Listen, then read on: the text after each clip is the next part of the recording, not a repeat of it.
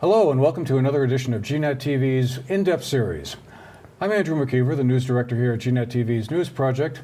It's a pleasure to have you with us today.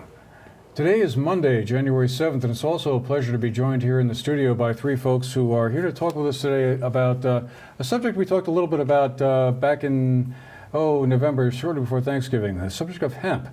Suddenly becoming a much more popular topic around these parts, and in particular following the passage of the federal 2018 Farm Bill, which got through Congress early in December, shortly before Congress decided to take a partial vacation, I guess is one way to put it.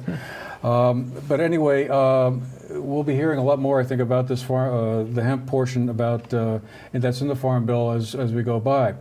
But first, let me introduce you to our panel today. We're really pleased to have with us today John Williamson, who is a farmer. He owns the State Line Farm down in North Bennington.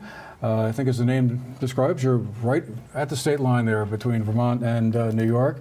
And he grew hemp there for a couple of years. Also has done a lot of work with biofuels and biodiesel. We also have with us today Alex Escher, who works with his father, Bob Escher, at Escher Design, an architectural firm based in Dorset, where Alex oversees the hemp work that they do there. And when he was here with us 5 or 6 weeks ago, Alex described some work that they've been doing out in Denver, Colorado, using hempcrete, a building material that, as the name suggests, consists at least in part of hemp. And we're also pleased to have back with us today Representative Linda Joy Sullivan, who represents Dorset, Danby, Landgrove, Peru, and Mount Tabor in the state legislature, where she'll be heading back to later on today, I gather. She served on the Commerce Committee last year and also as the liaison to the House Committee on Agriculture. And I guess we'll find out in the near future which committees you might be on this year. But as always, Representative Sullivan, great to have you here with us, and particularly to talk about this kind of interesting new subject that has kind of bubbled up here. That Farm Bill is a big, sweeping, gigantic piece of legislation. It covers a lot of areas well beyond what people might ordinarily think of as agriculture. And one of the interesting parts of it, as I said, was it now legalizes hemp, sort of anyway. It reverses a law that was passed in 1937, which first made hemp illegal, despite the fact that it had been a product that had been cultivated in the United States going back basically to the colonial period. But I was thinking, to get us started, Alex, can you tell us what is hemp? I mean, we hear a lot about it. It's sort of a biological cousin of marijuana, but what is it really? I would describe it as that hemp is a bast fiber crop that's been grown for thousands of years. If you look on the timeline of human history, the Prohibition era is a relative blip in the overall time frame. It's fast growing. It can be grown in a variety of regions. Although there are different varieties of hemp, it looks more like a bamboo plant than what you would call marijuana, even though there are some physical characteristics that are similar. So they look alike, but I guess the big difference is the percentage of the let's see if I can do this right here. Tetrahydrocannabinol. There you go. Yep. Or THC, I believe, is it's got to be less than 0.3%. Right. To qualify. So okay.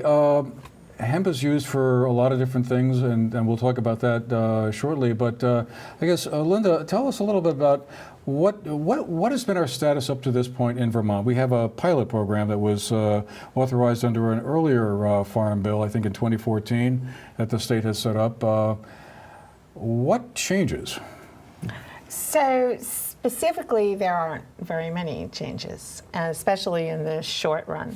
Vermont does have draft rules that are coming out, and they'll be ready for comment in 2019. Hemp producers still need to register with the state.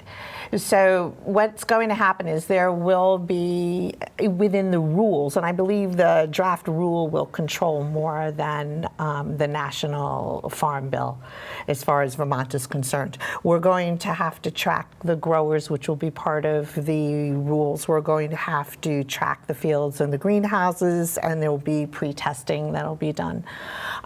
More importantly, some of the areas to look at will be international commerce that may be affected because you can't go across right now because the rules do not design, and either does the Farm Bill allow that. Farmers will still, or producers of hemp will still need to be registered in the state, and we will in the draft rules in Vermont, as well as I'm sure nationally, be looking at giving registration allowance to people who were felons before. So does each state then have the opportunity to create its own set of draft rules? Or 50 states could come up with 50 different sets of draft rules, I guess. I believe that every state can do that. It would make more sense if everybody looked at who was drafting what and tried to be compliant so that we could work with each other to get sources. So that would be a key, so that in Vermont you're not limited to going to a source compliant state for other product. Okay. So, John, tell us, is hemp an easy plant to grow or cultivate? What was your experience like when you were growing it there for a couple of years? Well, yeah, it was a fairly easy crop, I thought. I mean, it grew well. It kind of surprised us in a lot of different ways. I mean, we've grown a lot of oil crops on our farm, in the last dozen years or so, experimenting with a lot of different things. So I kind of had a handle on, what it was like to plant a crop that we'd never planted before, and kind of what to do. And so we had, I think, 23 acres that first year we planted it. So we did some seed trials. We tried different seeding rates and fertilizer applications and, rotation, crop rotations ahead of it. And we tried a lot of different things. And all in all, it seemed like a pretty easy crop to grow. I mean, it did well. What prompted you to give it a shot in the first place? Anything in particular that made you think, hey, this might be worth trying under, I guess, the state's pilot program at the time? Mm-hmm. Well, we had hemp on our radar for a long time. Way back when we started our biofuels project on our farm, we were looking at all different types of oil crops. And hemp is one of the crops that we could, produce oil from. And we wanted to try it a good 10 years or so ago, but we're just ahead of our time. But so when the opportunity arose to grow hemp, we tried it just to evaluate it and see what kind of an oil crop it would be for us on our farm. Okay. So Alex, what are some of the applications of hemp? We talked a little bit the last time about the hempcrete, but it seems like this is a plant that has a lot of different uses. Yeah, anything made out of cellulose, cotton, or petroleum can be made out of hemp. This is quite a wide range of products in the tens of thousands, since these are, one could say, almost the pillars of the economy. It's very rich in cellulose, so a lot of that can be extracted and used for a lot of different applications. Textiles, it has historically been used for a lot of different purposes, and that's a very strong candidate moving forward as one of the big emerging mass markets. But I mean, you've got biofuels that could be used for the edible market that's separate from that. There's building material, which is starting to emerge. So it's a it can be combined with existing materials. So the applications for that are like, I don't think we've even scratched the surface for that. I mean, there's so much out there. It's still so much to discover. Do all three of you think that there's like a big market for this stuff here in Vermont, or regionally, or even nationally, now that it can cross state lines? And is this a potential real boom opportunity here for Vermont agriculture? I think that we need to wait for the rules because the FDA still controls. So Can there be an opportunity? Yes.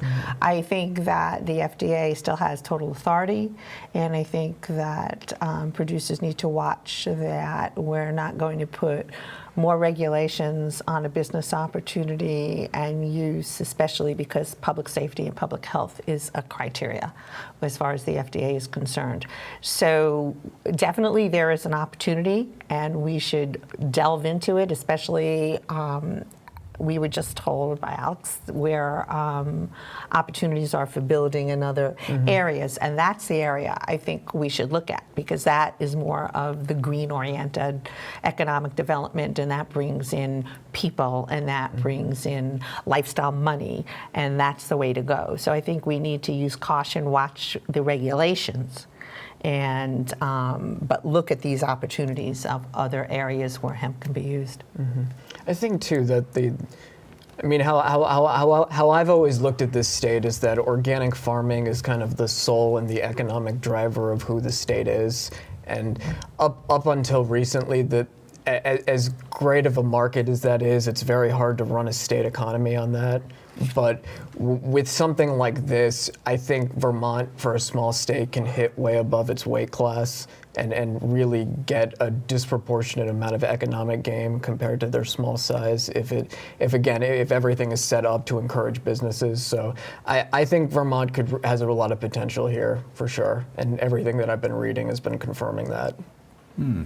And do you find that there's a lot of interest among other farmers that you speak to about this, so they're curious to know what they could do about it? Yeah, we had a lot of people watching over our shoulder to, see how things went for us. But, I think the crop has a lot of potential. I mean, there's an awful lot of products you can derive from this one crop. There's the food end of it, and the clothing, and the building materials. I mean, you get into the high-tech stuff. There's not too many crops we can grow here in Vermont that have that much potential for so many different, products can be derived from it. But, the infrastructure for all that needs to be, built up and established.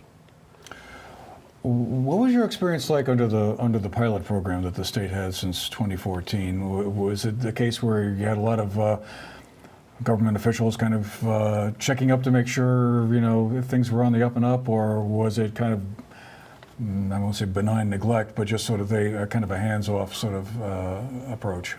Yeah, it was pretty much hands-off. I mean, we'd looked at what other states were doing, and there's a lot of strings attached to getting a hemp permit, but here in Vermont, I think it was a $25 permit, and you could do whatever you wanted to. There was no checking up at all. So, I mean, some of the other states were pretty restrictive. You had a certain amount of seed, or you could only grow under an umbrella of a university or something like that, or they had strings attached to where you could market the product. Vermont was pretty easy going. So. And Linda, would we expect that sort of approach to continue when and if the state writes its own plan under this new law, or where do you see this going? So I don't think it's going to be carte blanche. I mean, I think that we have to watch for the levels, what's inside the source of what's in the hemp. We have to be very careful from the public safety standpoint, dietary rules. So I don't think it's like, okay, just go for it. I still think that everybody needs to understand that they must have a registration. That I think we need to do something to help the farmers who have like those hotbeds of higher than that 0.3% that's in there, so that the feds don't come in and seize their lands and just take it away. We have to give them some type of non-penalty solution for that, so that they can continue to grow their product. I think that for the farmers, this is a good opportunity. I think we should not hinder them, but of course, the FDA still has total authority over what is safe for the public, and dietary, therapeutic, medicinal, whether it be for animals or humans. And that's the key, is what's going to happen there. And I think the Vermont rules will have to abide by the FDA authority for application. One thing I think I recall from our conversation back in November, Alex, is the hemp market was still kind of, you couldn't really go to the bank to take a loan out, or it was a kind of a cash hemp-based business. Is that, am I recalling that correctly, or? I know that the on the farm end, it was much more restrictive than on the manufacturing end. For things like hempcrete and for selling hemp oil at Whole Foods and things like that, it's much easier to do that without having to take on a lot of risk. I know that on the farming end, it was much more. That's where they were the ones who took on a lot of the legal risk, even when they were operating under a pilot program or within regulations. So, from manufacturing and product end, that wasn't so much of an issue. Okay. I was wondering, there's also a tie-in here, I guess, with another product that is much in the news lately, this CBD, kind of, I'm going to completely mangle the correct kind of bidinol. Okay, I know I blew it, but whatever. People, it's mostly known as CBD. Is there a connection with CBD, which I guess is some kind of oil or some kind of substance that you can extract from hemp, used for medicinal purposes, I gather? Yeah, CBD is a cannabinoid that occurs in the hemp plant. It's one of hundreds that they're finding, which this is, what's interesting about this is opening up a whole new blue ocean of possibilities of really understanding what these compounds are and what they could be used for. CBD has some pretty amazing properties. I mean, it's really great for anti-anxiety, anti-inflammatory, and there's a lock and key system that it really works with the human body. So there's tons of research and capital money going into finding out really like what the components of these are and what it could be used for. But this is what I think is just the precursor to a much greater field that's emerging, where it's really redefining like what these compounds are and really getting people to look, I think, even at natural medicine very differently, which I think we'll see some really amazing. I don't think it's a fad or this is just the hot buzzword of the past few years. I think there's really that this is going to be an ingredient that's going to be used for a lot of different purposes. So, John, when you had your hemp plot under cultivation, who were your customers? Who did you wind up selling the product to? Well, we tried to explore several avenues of the marketing of our product. We wanted to look at all the different things we could do on our farm to, market this stuff. So we kind of dabbled in a whole bunch of different things. One of our biggest sales was seed to other farmers to plant. And then we looked at the fiber, what it would take to, harvest it for fiber use. We dabbled with the seed oil. We pressed oil from the seeds and kind of tested the market for hemp seed oil, that's different than CBD oil. And I don't know, we kind of dabbled with everything, but that was one of the hard things. There isn't a market for a lot of those materials yet in this area. That's why I mentioned earlier that the infrastructure to process all this, different products needs to be built up around here. On a political note, Representative Sullivan, I found it fascinating that one of the people down in Washington who was one of the primary drivers to make sure that this hemp provision got in that 2018 Farm Bill was none other than the Senate Majority Leader, Mitch McConnell. Not ordinarily someone you might associate with hemp, but I gather Kentucky's a really good place to grow hemp, apparently. And also, Kentucky is looking for a substitute product for its dwindling tobacco market. So why not hemp? And hemp is the perfect, obvious thing to come along and fill up all that acreage that may no longer be profitable. It's just kind of, I mean, I've read now several stories about this Farm Bill, which in the past I usually sort of let, it was one of those things that went, oh yeah, okay, the Farm Bill, right. Food stamps and a few other things like that of interest mainly to folks in the farming community. But this is quite intriguing that so many states apparently feel like they're in a position to benefit from loosening of the regulations. Yeah. And rightfully so, because just as, in business itself, byproducts usually come out to be the more productive product when a business starts, and then they end up with some byproducts. And those are the ones that run their own line and become, the leaders in the businesses. So hemp has the opportunity. And I think we need to just use caution to see which ones are legally allowed, which ones come from a certain part of the hemp plant that aren't under the food regulations that can be used, and which ones are. So that's the key, is that we don't want anyone to accidentally, or just because they are not familiar with the regulations, to cause harm to themselves and their own product, and be labeled a bad actor when they're not. And I think that's the key, is just be aware of the notices, be aware of the rules, and then we can make something happen. So is this now the next step here going to be what the House and Senate Agriculture Committees will study this and come up with a draft of Vermont's version of this bill, and then it will be voted on later in the session, or is this something that just will go through automatically? Well, I think the draft rules that are coming out are going to be open for comment. So my assumption is that the Senate and the House will leave the queries, on, open to the public, and they'll start the comments. If in fact there are changes or comments that cause changes, then that'll go into the legislature and they'll start adding to rules. But I think that the rules will control, and I hope that everybody does come out to those public hearings for, comments. I think it's very important. But I do think that the rules are going to control more so in Vermont than the national level farm bill. Because that's the key. It's what happens in Vermont. And, we have to watch out for the banking like we would with marijuana. And so, you can pass laws, but, the federal government still has that oversight and authority. So we have to use caution there. And will they be having to sort of check to make sure the potency of the hemp plant is less than that 0.3%? Will there have to be some kind of test of some sort that...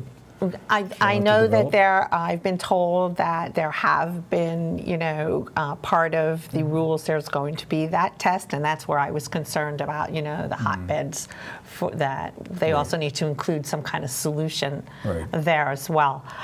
So yes, that will be part of it, and I know they did random checks, started random checks to see who was growing hemp, who wasn't, to see how they can figure out how to monitor and get everything under control. I don't think it's to be prohibitive. I think it's to be just under the true regulations, so that when you start a new product, it doesn't, go back in your face as a failure when it shouldn't be a failure, because I think there's great potential for money here. And I think it could be vibrant for the farmers, and I think it could be vibrant for the economy. And I think that Vermont would be foolish not to jump on in and really explore this. And I know Alex has told me about very many products that I was clueless that you could find this in. I was like, oh my goodness, this is great. Fabrics and so on, and I just thought, this is wonderful. Yeah. Alex, you were talking last time about hempcrete. I guess I was just thinking it'd be kind of interesting to kind of revisit that for a quick second. Hempcrete, is that like concrete made out of hemp, or something else? What it basically is you have hemp hurd right here. It kind of looks like a wood chip a little bit. When you mix the hemp hurd with a lime binder and water, you get this really versatile material called hempcrete. It's fire, water, pest, and mold resistant, as well as being able to passively regulate the temperature of the building. So that kind of leads to buildings that are cool in the summertime and warm in the wintertime without having to jack up your heating bill or cooling bill. That sounds good. Yeah. It also is a great carbon sink too, that as the material hardens, which is a gradual process that happens. This is where it's similar to concrete. It's got, the applications are very different, but as the material hardens, it sequesters carbon from the atmosphere in order to catalyze that process. So this basically creates a permanent, your wall basically is permanently sequestering carbon throughout the potential 100-year life cycle of the material. Again, it was a very easy material to work with when we were in Denver. We had a diverse group of people that we were working with since it was a workshop, and drawing people who were interested in learning. We had professional builders there, and we also had some newbies who've never been on a construction site before. Everyone was able to contribute and be part of the project. I mean, obviously, when you're building professional homes and doing what we're doing at Escher Design, you need professional contractors, but the simplicity of material, I think, is a very big selling point and makes it repeatable and easy to work with. It could be grown locally, potentially, and the fundamentals of it, I think, are very, very solid, and it shows a lot of promise down the road. Do you have any projects underway here in the neighborhood using that substance? Well, we have a number now that the Farm Bill went through, a number of projects that were on the back burner have been brought back to our attention. So we've got a number of projects in the works, as well as prototyping some original hemp products that we're really, really excited about. Neat. Yeah. And John, so are you going to be back into growing hemp again next year, or what are your plans? Well, there's a few reasons I took this past year off. I mean, one of them was, the state, if they tested your hemp and it was above that THC, they were going to hand you over to the state police, but there was no, like... Well, we don't want that. Yeah. What are the state police, and what am I going to do with 50 acres that's above the THC level, Yeah. So there's no... So that scared me a little. And then... it's the insurance. My insurance company was a little queasy about me growing hemp on our farm. That was another red flag. And then I had a little bit of trouble with theft with the hemp plants. But and another thing, I couldn't really get the varieties that I wanted. I think now that the rules have eased up a little bit, maybe we can start growing the varieties that because there was. So not all hemp is the same. Yeah, and it depends on what your end product is, but there's some varieties out of Canada that we would really like to grow, but we couldn't legally obtain the seed, so those things are kind of come along or get easier as the time goes on. But to me, if the state or the country just got rid of the THC level and didn't worry about it, because in hempcrete or in your clothing, or who cares if it has high THC level, they should test at the food product, at the end product, and not worry about what's growing out in the field. Let us grow whatever varieties we want to, and worry about the THC level at the food product level. And there's all these other products that wouldn't matter whether it was THC, and this stuff will spike. I mean, we've heard of farmers growing hemp year after year, the same variety, and have it raise, the THC level, rise above that threshold level, and it becomes a problem then. Just for comparison, too, the THC level that you see in cannabis is like anywhere from 15 to 20%, sometimes higher if it's a high THC strain. The hemp THC that we're talking about is less than 1%. So even under the most negligent situation, we're talking about a very, very big difference in potential here. So I think that's at least worth noting. And I think that as time goes on, regulators will see that for what it is, type of thing. Right. Yeah. Well, much has happened since your last visit. Yeah. And I'm sure it sounds like much is still to come. Going to be an interesting discussion, I think, you're going to have up in the legislature and the State House on this subject, and certainly would be a great boon for Vermont's sometimes struggling agricultural sector. Certainly we've all heard the problems that dairy farmers have had. This might be one way that can help some of those folks kind of have a more predictable revenue stream, or whatever is the right term. Okay, well, we'll keep on paying attention to it. It's an interesting conversation, and fascinating how this product that was around for so long, and probably one of the first agricultural products ever grown anywhere, and a big part of the early U.S. economy, coming back around again. Well, I want to thank John Williamson of the State Line Farm, Alex Escher of Escher Design, an architectural firm in Dorset, and Representative Linda Joy Sullivan, who needs no further introduction. Thank you. Going back to Montpelier tomorrow to keep us all in line, or whatever. Right, or at least just going back to Montpelier. And thank all of you as well for watching and being with us today. Hope you found it interesting. We'll see you again the next time. Have a great day.